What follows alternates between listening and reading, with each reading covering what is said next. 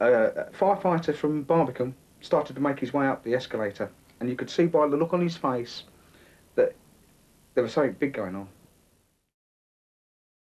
Moorgate in the city was the scene of the Underground's worst ever disaster. A packed tube rammed the buffers at a terminus, and in the enclosed space below ground there was nowhere for the train to go. It crumpled, killing 43, including the driver. Alcohol was found in his blood. I just arrived at work just before 9 a.m.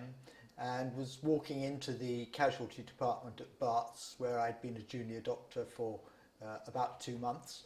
And I was greeted by my boss, who had just put down the telephone.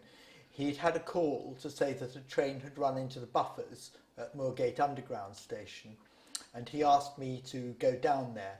I was assured that this was usually nothing very much and just a few people with a few bruises. So I was equipped with a satchel with a few bandages in it, and a medical student who also had a small first aid kit was sent to accompany me. When I got there, it was total chaos. There were firemen everywhere, there was police, there were people coming out of the station covered in dust and dirt. Anyway, I was sort of ushered downstairs onto the platform. It was very dirty, pretty dark, because there was only emergency lighting, and there were firemen everywhere, and it was all chaos. One of the first things I had to do was to go into one of the carriages, which subsequently became apparent, which was actually the third carriage. I found a woman who'd been trapped by her foot, which was the floor of the carriage had buckled and her foot had got trapped underneath it. Anyway, she thankfully was otherwise okay. I left the fireman to get on and release her.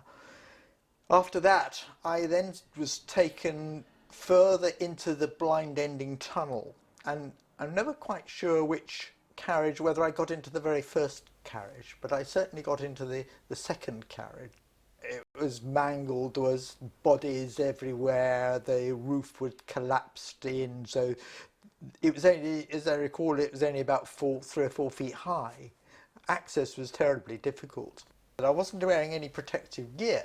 In those days, I'd just been sent down. I was wearing a shirt and tie and a white coat, no hard hat, no nothing, apart from just looked like as though I'd walked off the ward. When I was there, we released one chap, I seem to remember, who was trapped by some dead people. There were bodies contorted and strewn everywhere. Anyway, we managed to get one live victim out, and I think he'd probably got a broken leg.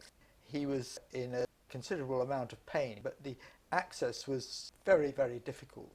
I do remember that I seemed quite quickly to be joined by another doctor from Barts whom I knew, Phil Finch, who was actually an anaesthetist. He helped a lot, and I do remember one poor woman who was trapped.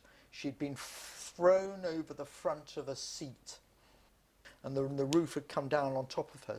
So she was really pinned down, and she was in agony, and Phil managed to put up a drip and gave her a small dose of morphine intravenously, and then she died very quickly.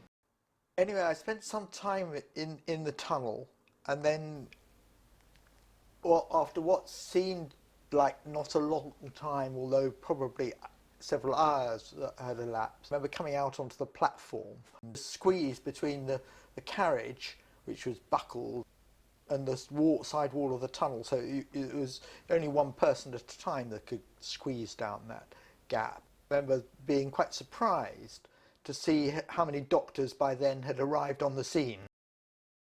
The London hospital had been alerted, and they'd sent a well-equipped team to set up a casualty clearing station. I suppose I was a bit shell-shocked and all stunned in a way, because I didn't realise how big an event this was until afterwards. We had no idea how many people had been injured or killed. And of course, one of the features of any major incident is that you get the walking wounded, appear in hospitals and get taken away by ambulances and appear in hospital very quickly after an event. And it's the more seriously injured people who get rescued and they turn up in hospitals. And in fact, it was, I think, something like 9 o'clock that evening before the last live casualty was extracted from the wreckage. By the time the camera team was allowed down into the tunnel, there were no signs of the casualties or the two survivors who were at that stage still trapped in the front coach. Information flow was poor by modern standards, and the information getting to people like myself was virtually none. When I saw how many bodies there were, it was a shock. Never seen quite so many dead people in an accident. It was difficult to know at the time how many people were dead. And it was very much up to the fire brigade, who are very much in charge inside the wreckage, to guide us to people who needed help. Even now, 45 years later, whenever I get onto an underground train, I'm reminded of the horror of that day at Moorgate Underground Station, when so many lives were lost.